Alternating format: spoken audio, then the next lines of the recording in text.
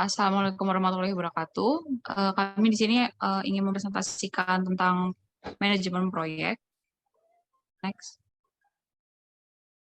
Kami dari kelompok 2 yang beranggotakan saya sendiri Putri Fadila Sandra dengan NIM 211101030.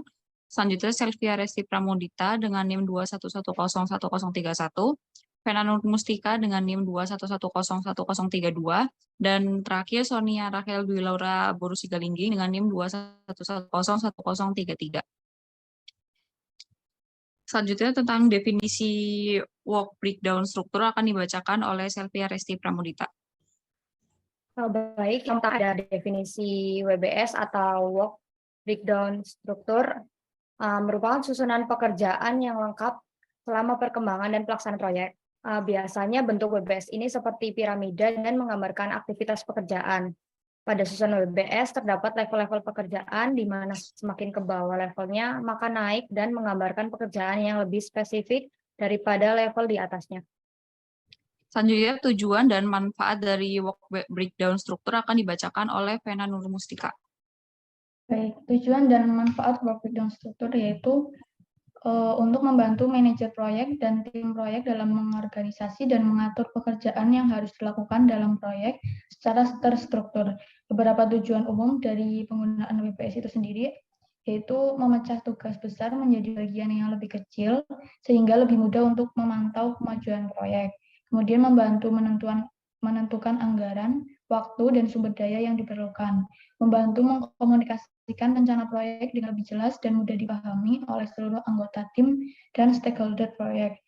Kemudian ada manfaat penggunaan standar WBS antara lain yaitu meminimalisir pelebaran lingkungan proyek, memastikan produk yang dihasilkan sesuai dengan persyaratan, mengurangi pekerjaan berulang, menghindari pembengkakan biaya dan waktu proyek.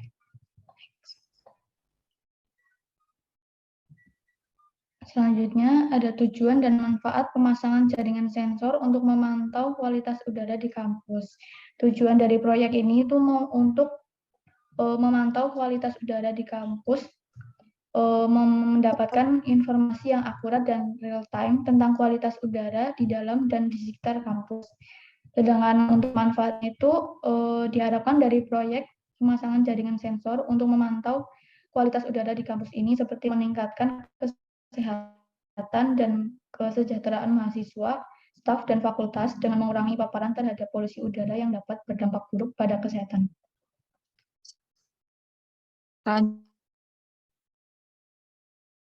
Selanjutnya ada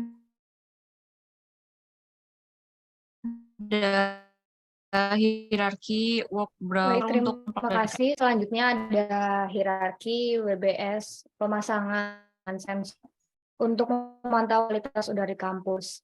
Yang pertama ada perencanaan, di mana perencanaan ini yang pertama kita menentukan lokasi pemasangan sensor, lalu penentuan jumlah sensor dibutuhkan, menentukan jenis sensor yang digunakan, menentukan jaringan kabel dan infrastruktur yang dibutuhkan, dan penentuan anggaran dan sumber daya. Lalu untuk pengadaan kita menyiapkan untuk pembelian sensor, pembelian kabel dan infrastruktur jaringan, pengiriman barang, dan penerimaan dan pengecekan barang. Lalu yang selanjutnya ada instalasi, di mana di sini kita ada pemasangan sensor di lokasi yang telah ditentukan, pemasangan kabel dan infrastruktur jaringan, pemasangan alat perekam data, dan pengujian sistem. Selanjutnya setelah instalasi itu ada pelatihan yang berisikan pelatihan petugas yang akan mengoperasikan sistem dan pelatihan petugas yang akan melakukan pemeliharaan sistem. Selanjutnya ada operasi yang berisi pengumpulan pelaporan hasil pengukuran. Yang terakhir ada pemeliharaan yang berisi pengecekan sensor secara berkala, pembersihan sensor, pemeliharaan infrastruktur jaringan, dan pergantian sensor yang rusak atau tidak berfungsi dengan baik. Timeline WBS untuk pemasangan jaringan sensor, pemantauan kualitas sudah di kampus akan dibacakan oleh Sonia Rachel dan Vena Nur Mustika. Baik, untuk timeline WBS pemasangan jaringan sensor untuk memantau kualitas udara di kampus, yaitu pada minggu pertama bulan Mei, itu ada penentuan lokasi pemasangan sensor, penentuan jumlah sensor yang dibutuhkan, penentuan jenis sensor yang digunakan. Kemudian pada minggu kedua, penentuan jenis sensor yang digunakan, kemudian penentuan jaringan kabel dan infrastruktur yang dibutuhkan, penentuan anggaran dan sumber daya, kemudian pembelian sensor. Kemudian pembelian sensor, pembelian kabel dan infrastruktur jaringan, pengiriman barang itu dilakukan pada bulan Mei pada minggu ketiga. Pada minggu keempatnya itu ada pengiriman barang, penerimaan dan pengecekan barang. Next.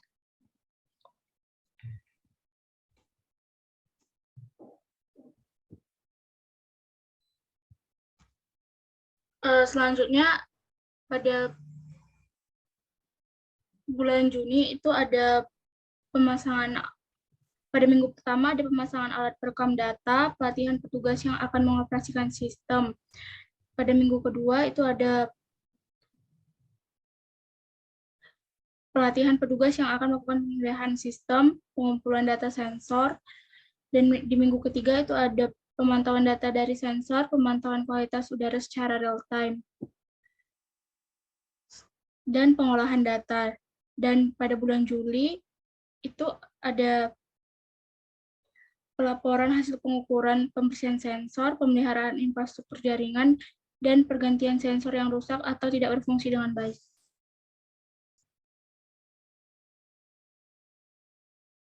Selanjutnya untuk Gantt chart akan dibacakan oleh Sonia Rachel Dwi Laura. Gantt chart adalah suatu alat yang digunakan dalam manajemen proyek untuk memvisualisasikan jadwal proyek. Gantt chart menampilkan daftar tugas atau aktivitas yang dilakukan dalam proyek beserta durasi dan waktu mulai dan selesai setiap tugas atau aktivitas tersebut. Gantt chart biasanya berbentuk grafik batang horizontal yang menunjukkan jadwal tugas dan aktivitas dalam proyek. Dalam Gantt chart, setiap tugas atau aktivitas dipresentasikan oleh sebuah bar yang panjang menunjukkan durasi tugas atau aktivitas tersebut. Bar-bar ini diletakkan di sepanjang sumbu waktu pada Gantt chart, sehingga memudahkan penggunaan untuk melihat jadwal tugas dan aktivitas dalam proyek, dan bagaimana tugas-tugas tersebut saling terkait dan bergantung satu sama lain. Berikut Excel Gantt chart pemasangan sensor untuk memantau kualitas udara di kampus. Selanjutnya ada Gantt chart pemasangan jaringan sensor untuk memantau kualitas di kampus, grafik desain. Yang pertama, penentuan lokasi pemasangan sensor itu mulainya dari 1 Mei sampai 3 Mei. Selanjutnya penentuan jumlah sensor yang dibutuhkan itu dimulai dari 4 Mei sampai 5 Mei. Yang ketiga, penentuan jenis sensor yang digunakan itu dimulai 6 Mei sampai 7 Mei. Yang keempat, penentuan jaringan kabel dan infrastruktur yang dibutuhkan dimulai dari 8 Mei sampai 10 Mei. Yang kelima, penentuan anggaran dan sumber daya dimulai dari 11 Mei sampai 12 Mei. Pada yang kedua itu ada pengadaan. Yang pertama, pembelian sensor dimulai dari 13 Mei sampai 15 Mei. Yang kedua, pembelian kabel dan infrastruktur jaringan dimulai dari 16 Mei sampai 19 Mei. Yang ketiga, pengiriman barang dimulai dari 20 Mei sampai 22 Mei. Yang keempat, penerimaan dan pengecekan barang dimulai dari 23 Mei sampai 24 Mei. Pada yang ketiga, itu ada instalasi. Dalam instalasi yang pertama ada pemasangan sensor di lokasi yang ditentukan, dimulai dari 25 Mei sampai 27 Mei. Yang kedua, pemasangan kabel dan infrastruktur jaringan dimulai dari 28 Mei sampai 31 Mei. Yang ketiga, pemasangan alat perekam data dimulai dari 1 Juni sampai 3 Juni. Yang keempat, itu ada pelatihan. Pelatihan pada petugas. Yang pertama itu pelatihan petugas yang akan mengoperasikan sistem dimulai dari 4 Juni sampai 5 Juni. Yang kedua, pelatihan petugas yang akan melakukan pemeliharaan sistem dimulai dari 6 Juni sampai 8 Juni. Pada bagian keempat itu ada operasi. Operasi ini terdiri dari yang pertama, pengumpulan data dari sensor dimulai dari 9 Juni sampai 11 Juni. Yang kedua, pemantauan kualitas udara secara real-time dimulai dari 12 Juni sampai 14 Juni. Yang ketiga, pengolahan data dimulai dari 15 Juni sampai 17 Juni. Dan yang keempat, laporan hasil pengukuran dimulai dari 18 Juni sampai 19 Juni. Yang keenam itu, selanjutnya pada yang keenam itu ada pemeliharaan. Pemeliharaan ini terdiri dari yang pertama, pengecekan kondisi sensor secara berkala dimulai dari 1 Juli sampai 2 Juli. Yang kedua, pembersihan sensor dimulai dari 3 Juli sampai 4 Juli. Selanjutnya, pemeliharaan infrastruktur jaringan dimulai dari 5 Juli sampai 6 Juli. Yang terakhir, pergantian sensor yang rusak atau tidak berfungsi dengan baik dimulai dari 7 Juli sampai 8 Juli. Selanjutnya ada network planning yang akan dibacakan oleh Selvia Resti Pramodita. Oke, baik. Selanjutnya ada network planning, di mana network planning di sini berupa informasi tentang kegiatan yang ada di dalam diagram jaringan kerja. Metode network planning ini merupakan salah satu teknik penjadwalan yang digunakan untuk membantu memutuskan berbagai masalah, khususnya perencanaan, penjadwalan, dan pengendalian proyek. Metode network planning mengalami penyempurnaan secara bertahap, yaitu PRT, CPM, PDM, dan penjadwalan menggunakan komputer. Next, lanjut ke aktivitas pada diagram jaringan node. Lanjut ke diagramnya aja.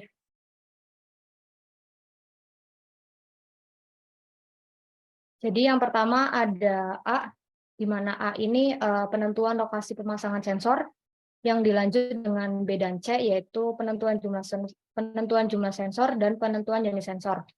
Di mana B dan C ini dapat terlaksana jika A sudah terpenuhi.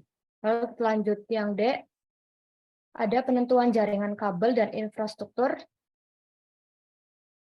yang dapat terlaksana jika B dan C sudah terselesaikan. Lanjut ke E, ada penentuan anggaran dan sumber daya.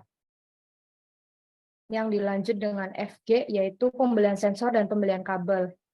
Di mana F dan G ini akan terselesaikan jika H, yaitu pengiriman barang, sudah selesai dan akan dilanjut dengan I, yaitu penerimaan dan pengecekan barang. Lanjut, ada JKL, yaitu pemasangan sensor, pemasangan kabel, pemasangan alat. JKL di sini dapat terselesaikan jika M sudah terpenuhi, yaitu ada pelatihan petugas yang akan mengoperasikan sistem. Lanjut dengan N, yaitu pelatihan petugas yang akan melakukan pemeliharaan sistem. Selanjutnya ada O dan P, di mana O ini pengumpulan data dari sensor dan pemantauan kualitas udara secara real-time. Yang dilanjut dengan Q, di mana Q ini akan terselesaikan jika O dan P sudah diselesaikan. Di mana Q ini ada pengolahan data. Lalu dilanjut dengan R, yaitu pelaporan hasil pengukur. Yaitu pelaporan hasil pengukuran, lalu ada S, di mana ada pengecekan kondisi sensor secara berkala, lalu ada T selanjutnya, yaitu pembersihan sensor, dan U ada pemeliharaan infrastruktur jaringan, dan V ada penggantian sensor yang rusak atau tidak berfungsi dengan baik. Sekian presentasi dari kelompok kami, yaitu kelompok 2. Terima kasih. Wassalamualaikum warahmatullahi wabarakatuh.